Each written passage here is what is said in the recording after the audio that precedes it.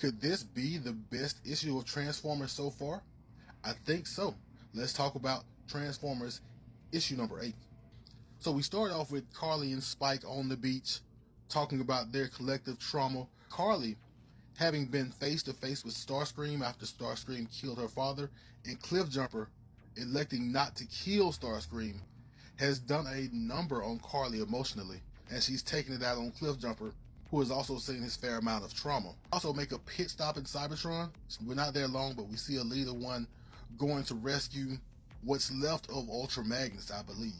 But we're back to Earth, where we meet with Thundercracker and Soundwave as they take this ship. Surprisingly, Thundercracker doesn't want to kill the humans, but Soundwave, in his rational mind, knows they can't leave any survivors or any witnesses to come back and bite them in the butt later on. And what they needed the ship for was to hook up cables and pull out the Nemesis, the ship that the Decepticons were flying at the time when things went wrong and they ended up on Earth. I'm actually curious as to how that worked, because they were all on the Ark when we found them, so they had to have left the Nemesis sometime and maybe just left a pilot on board and things went wrong. I'm not sure. But Soundwave lets us know that Starscream was violent and had no vision, and Soundwave has this long-range plan to take over the Earth and steal its resources. And back at the Autobot headquarters, Jetfire is still alive. Barely.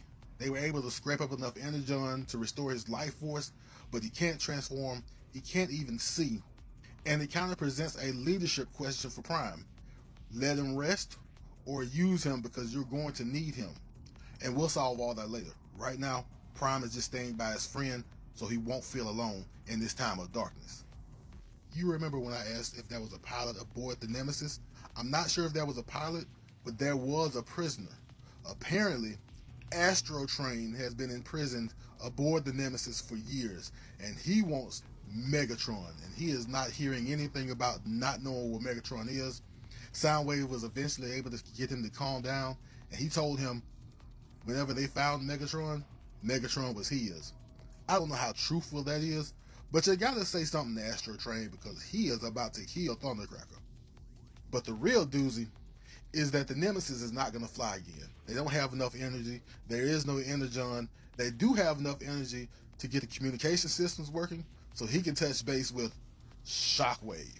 We haven't seen him since Void Rivals issue number either 3 or 4. So we're going to see what this contact with Shockwave produces.